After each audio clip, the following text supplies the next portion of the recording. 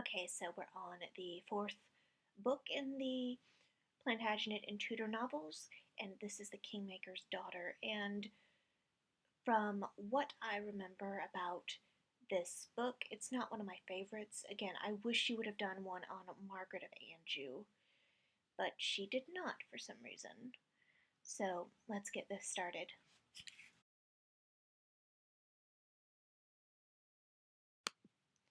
Okay, so I'm not too far into it, and I am at the part where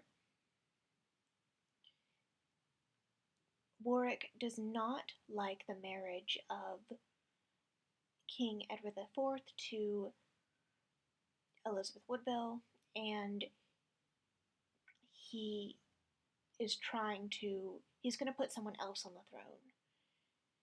And that obviously fails. And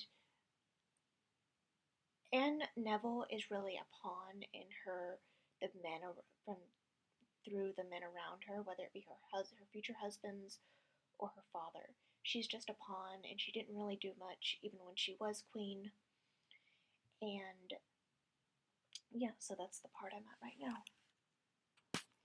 Okay, so I'm at the part now where she is married to the Lancaster prince, Edward, and her father wants to make her queen by marrying her to the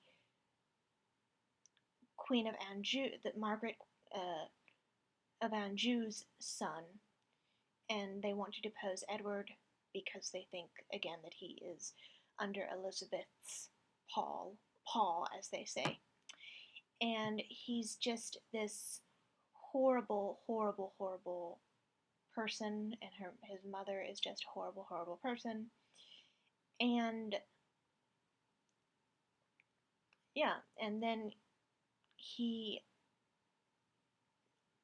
he dies on the battlefield along with her father, so now she is no longer princess, and she's widowed, and she's on the losing side. So she's about to go in the custody of her sister Isabel and her brother-in-law, Duke of Clarence, who is the brother to King Edward. Okay, so now she is on husband number 2. She is married to Richard, who saved her from captivity of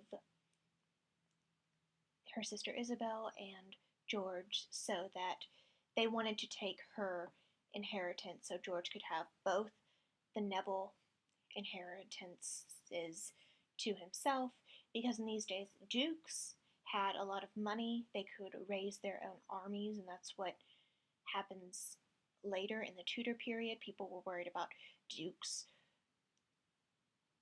having their own armies and fighting against the king. And so the heiresses have a lot of money, and George wants to get his hands on her money as well as his wife's money. And so she marries Richard, Duke of Gloucester, and this is shown as a love story.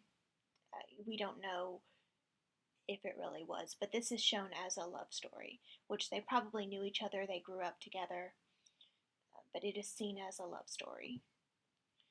Um, so that's the part I'm on right now.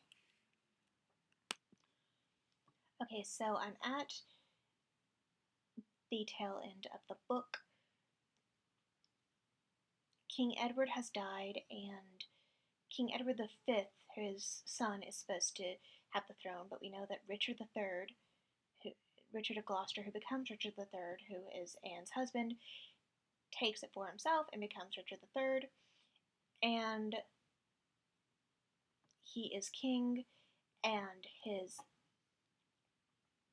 son has died, and again, she is playing to the part. Philippa Gregory is trying to say that Richard III did not have the princes in the Tower killed.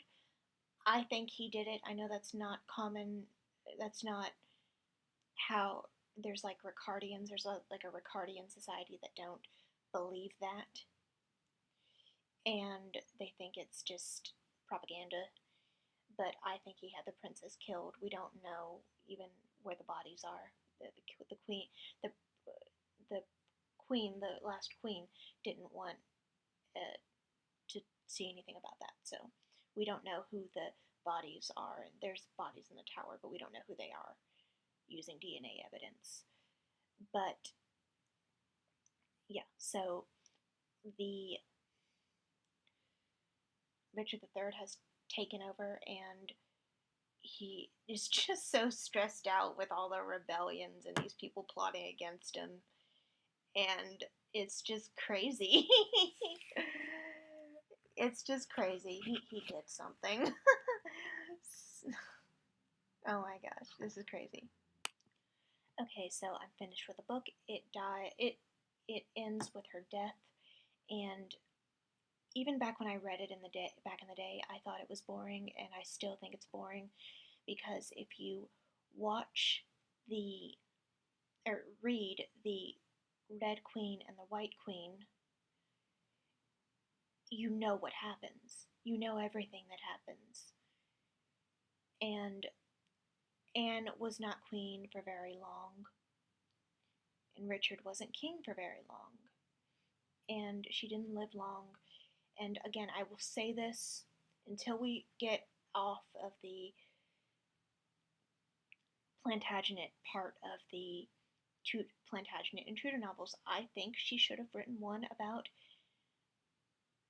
about Margaret of Anjou coming from France, and then when she dies.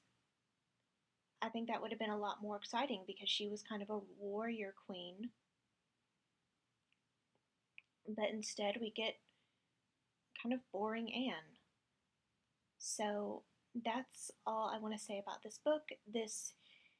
Is one of the this is one of the most boring ones in the series that I can think of, that I can put my finger on. And yeah, so the narration is great. Bianca Amato does a great job, but this was kind of boring. And I will see you all in the next book, and it will be not one of this series because I'm taking a little bit of a break from this. It will be, I'm not sure what, maybe The Unwedding by, I think, Sally Condie or Ellie Condie. Just something light for summer. And I also have an audio book that I pre-ordered that will be on the way as well. So I will see you all in the next video. Bye, guys.